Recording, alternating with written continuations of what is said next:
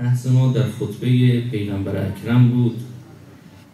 رسیدیم به این فراز: من خفف فی هذا الشهر اما ملکت یمینه خفف الله علیه حسابه و من کف فیه شره کف الله عنه غضبه یوم یلقاه. پیغمبر اکرم فرمودن هر کس در ماه رمضان آسان بگیرد نسبت به زیر دستان خود، خداوند در قیامت حساب او را آسان می‌رسد. خب میدونید قبلا عبد و امه بود، کنیز بود، مصداق بارزش اون بود، ولی امروزه هر کس کارفرماست و زیر دستش عده‌ای کار میکنن، اگر راحت بگیره نسبت به زیر دستان، مصداق مطلبی است که پیغمبر اکرم میفرمان نسبت به زیر دست آقا راحت بگیریم. الهی عاملنا به فضلک ولا تعاملنا به عدلک. میگی خدایا ما را با فضل خودت با ما معامله کن، نه با عدل خودت. اگر بنا شد که مو را از ماست بکشی نسبت به زیر دستان، خدا هم تو حساب کشیدن مو را از ماست میکشه. فرمود راحت بگیرید به بندگان خدا تا خدا هم با شما راحت بگیرید. حالا پولی به کسی قرض دادید، واقعا مشکل داره، سر وقتی که گفته نمیتونه بده، خیلی گیر ندید، مهلت بهش بدید. خانه ای دادید اجاره، حالا مشکل داره برای اینکه تخلیه کنه، 1 ماه 2 ماه وقت میخواد، راحت باش معامله کنید، خدا جای دیگه جبران میکنه. هر دسته آقا تو این دنیا بدیم، همین دنیا پس میگیری. قیامت همین دنیاست، بهشت و جهنم تو همین دنیاست. بهشت و جهنم همین الان داریم میسازیم. شنیدید پیغمبر اکرم در معراج دیدن فرشته هایی دارن قصر میسازن، 2 تا به تعبیر ما آجر میذارن، وای میسه. به جبرئیل فرمود که اینا چی کار میکنن؟ چرا گاهی کار میکنن گاهی کار نمیکنن؟ گفت آقا اینا منتظر مصالح از اون دنیا هستن. هر کاری خیلی مردم بکنن همون وقت میرسد براشون میسازن، اما وقتی کار خیلی ندارن اینا معطلن. چقدر خوب آدم مصالح بفرسته. یکیش همینه، نسبت به زیر دسته آقا رعایت کنیم. یه وقتی آقا عرض کردم تاجرای بزرگ که به جای رسیدن مثل الان نبود، مثل بعضی جوونا از این بانک پول بگیرد، از اون وام بگیرد، از اون وام بگیرد، از مردم پول بگیرد، بعدم پولا را بخوره و برا فراری بشه. تاجرای بزرگ کسانی بودن که کف بازار تو حجره ها گرد خاکش خوردن، یک شبه به یه جایی نرسیدن، شاگردی کردن، زحمت کشیدن. شما که به یه جایی میرسید یاد اون وقتتون بیفته که چیزی نداشتید. اگه به یه جایی رسیدید با زحمت‌های گذشته رسیدید، با بیخوابی‌ها، با کارتون خوابیدن‌ها که اینا که من عرض میکنم چون باشون برخورد داشتن، خاطراتشون رو برای من گفتن آدمای موفق. یکی از تاجرای اصفهان به من گفت من کویت اول نونوا بودم. گفت آقا از صبح که مشغول میشدم گاهی معذرت میخوام زیر پیراهنی رو که در میوردم فشار میدادم همطور آب میریخت توی ظرف. گفت پایین تنور چقدر زحمت کشیدم تا بعد اومدم تو بازار و کار فرش رو به یه جایی رسیده بود. شما اگه به جایی رسیدید یاد اولتون بیفتید، اون وقت نسبت به زیر دستتون رعایت کنید. مخصوصا اگر با شما رعایت نشده درسی باشه که آدم با زیر دستش رعایت بکنه و خدا جبران میکنه.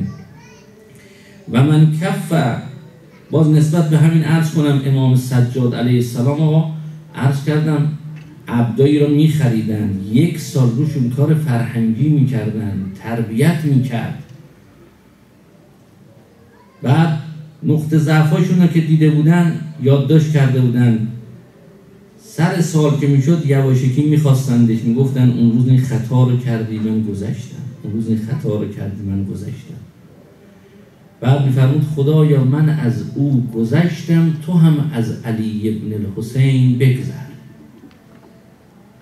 بعد میفرمود که بعد شب آخر ماه رمضان 20 تا اقلن 20 عبد را امام سجاد آزاد میکرد.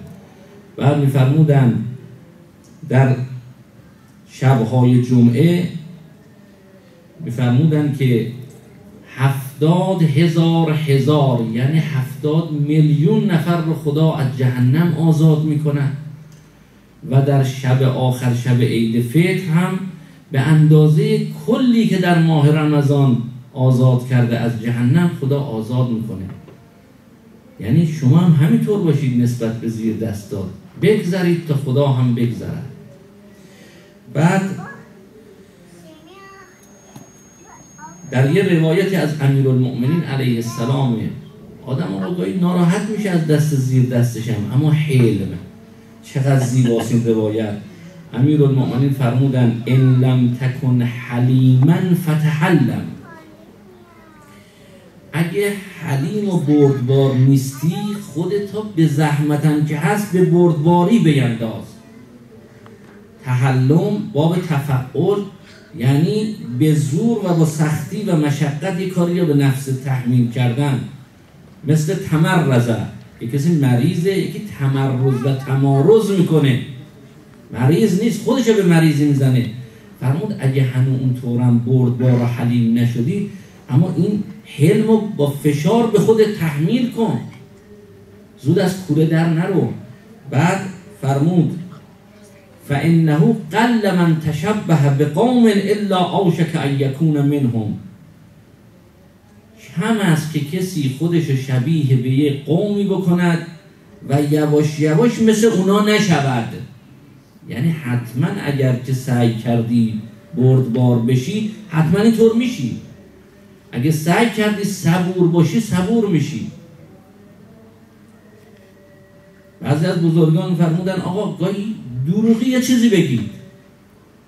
فرمود دروغی بگید یا علی دوست دارم، دروغ میگی یا علی دوست دارم، اما آقا یه بار دروغ میگی، 2 بار دروغ میگی، دیگه چقدر به خودت میخوای دروغ بگی؟ کم کم صفات امیرالمؤمنین رو سعی میکنی یکی یکی تو نفست پیاده کنی.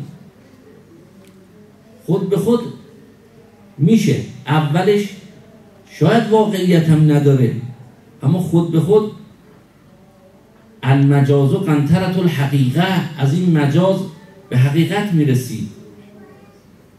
و انسان آقا اگر بخواد به یه جایی برسه، چقدر این روایت زیباست. وقتی من فکرشو میکنم یادم میاد لذت میبرم. برای کسانی که مسئولیت و مدیریت یه جایی دارن، فرمود آلت الرئاسه سعة الصدر، ابزار ریاست سعه صدر است. چقدر قشنگه آقا. اگه سعه صدر نداشته باشی نمیتونی مدیریت بکنی. با انواع سلیقه ها باید برخورد کنی، با انواع افکار و اندیشه ها باید برخورد کنی. بعضی ها رو میپسندی، بعضی ها رو نمیپسندی. اونایی که میپسندی هیچ، اما اونایی که میپسندی هیچ. اونایی که نمیپسندی ها باید بسازی باشون، باید بردبار باشی در مقابلش. سعه صدر، گاهی اهانت هم میکنن، اما ما از اهل بیت یاد گرفتیم سعه صدر داشته باشیم. آقا پیغمبر خدا یهودی خاکستر رو سرش خالی میکرد، اهانت میکرد. هر وقت اومدن ردشن 2-3 روز دیدن نیستش، پیغمبر سراغش گرفتن کجاست؟ گفتن آقا مریضه. حضرت فرمود بریم عیادتش. اومدن عیادت یهودی که اینقدر اذیت کرد، با این برخورد متحولش کردن. امام حسن مجتبی چقدر اینجور برخورد با حضرت شد، اما با سعه صدر و حلم و بردباری درست کرد. حتی تو محیط خانه آقا اگر بردبار نباشی نمیشه زندگی بکنی، با همسرت نمیشه زندگی بکنی، با بچه‌هات نمیشه زندگی بکنی.